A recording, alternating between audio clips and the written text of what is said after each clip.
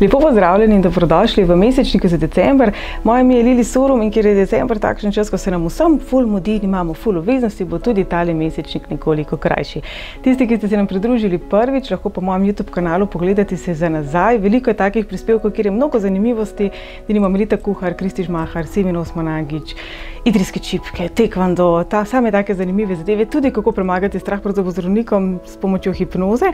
No, tokrat bomo krajši. Posvetili se bomo decembru, pomembnim datumom v decembru in takim pomembnim in koristnim informacijam. Kot je denimo to, da zaključujemo najbolj karmično leto tisočletja. To pomeni, da naš ego nagaja, pohlep se vse bolj vidi. Stopamo pa v leto, ko se bosta dejansko svetloba in tema spopadli med seboj. Torej, tale december bo obdobje, v katerem se bo to tudi v nas poznalo, se pravi, bomo nihali, bomo si premislili, bomo se počutili utesnjene, pa obenem mogoče prazne ali pa polne energije. Torej, lahko bomo šli v en ali v drug ekstrem in tisti, ki spremljate moje mesečnike že celotno leto, veste, da vsak mesec dam ven eno prav posebno osebno analizo. Ker smo za leto 2019 rekli, da je to obdobje, ko bodo hodili v ospredje čustveni vampirji, naj vas opozorim, da bo to decembra še kako aktualno. Torej, vsi tisti, ki se malo težje postavite za sebe, težje rečete ne, naj vam zaupam, da za vas že obstaja analiza, postavite se zase, ki temelji na vašem rojstnem datumu. Pove pa vam obenem tudi, kako prepoznati čustvenega vampirja in kako se mu postaviti po robu. To nam bo decembra prišlo zelo prav, leta 2020 pa še bolj. Torej, v ospredju bodo odnosi, čustva. Dobra novica je, da bomo bolj romantični. Vsi tisti, ki ste vezani, boste lahko poglobili svoj odnos. Opozoriti pa vas moram, da če v odnosu škripa, lahko tudi škripne, če veste, kaj mislim. Vsi tisti, ki si ne želite naraščaja, pazite čez praznike. Pazite.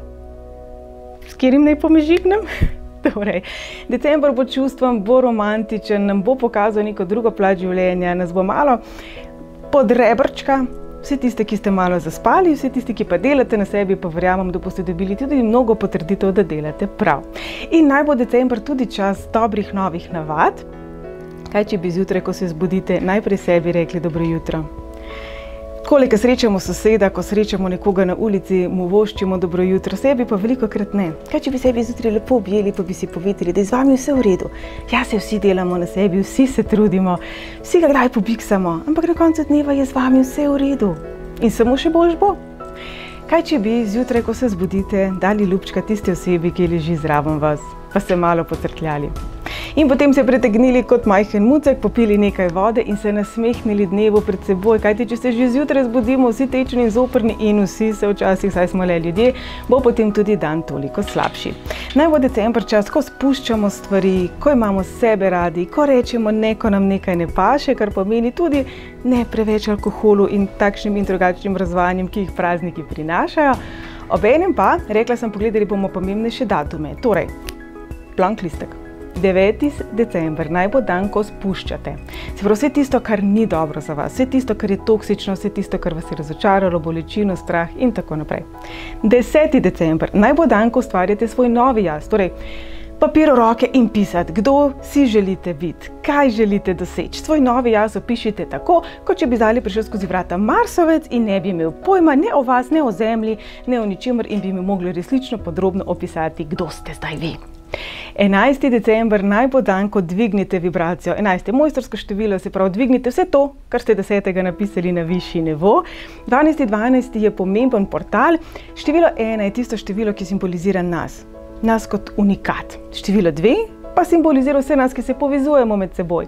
Torej, 12. naj bo dan, ko si recite, da sprejemate dobro za sebe.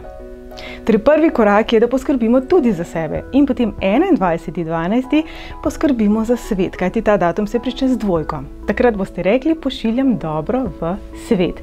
22.12. je znova mojstrski dan, ko sami sebi obljubite, da boste vsak dan naslednjega leta dali največ od sebe. In to je v bistvu največ, kar lahko naredimo. Torej, pred nami so prazniki. Jaz bom izkoristila tole priložnost, da bom rekla, naj nas december spomnim, da prave vrednote v življenju niso denar, niso zlate palice, ampak so ljubezen, mir, spoštovanje med ljudmi, korektnost, resnica. In ko izbiramo darila, Ne se zapufati preko svojih možnosti. Tista darila, ki so največ vredna, se ne merijo v evrih, ampak v srčnosti, v pozornosti. Torej, ko boste nakupovali, kupite mogoče v lokalni trgovini, pa še njim polepšajte december. Ali pa darilo izdelajte sami. S tem pa se zavedajte, da je življenje največje darilo, ki ga imamo.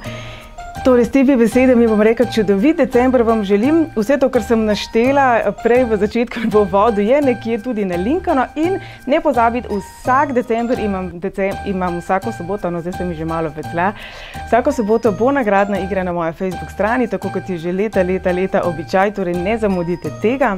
Uživajte v decembru in imejte sebe radi.